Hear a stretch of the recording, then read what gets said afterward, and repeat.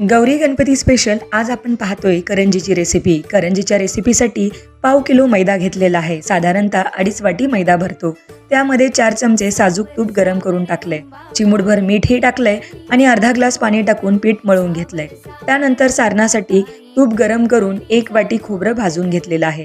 लगेच आपण 2 चमचे तूप टाकूया आणि परत अर्धी वाटी रवा बारीक गॅसवर भाजून घ्या। त्यानंतर यामध्ये 2 चमचे खसखस आणि सुकामेवा जसं की काजू आणि बदाम, यामध्ये चारोळी सुद्धा वापरू शकता किंवा अजून कुठला सुकामेवा आवडत असेल तोही वापरला तर चालेल।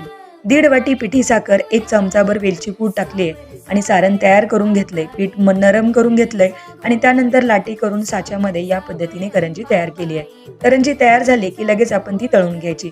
तळत असताना गॅसची फ्लेम मीडियम टू लो ठेवा, म्हणजे खुसखुशीत करंजी तयार आहे आपली गौरी गणपती स्पेशल करंजी। डिटेल रेसिपीसाठी चॅनलला व्हिजिट करा।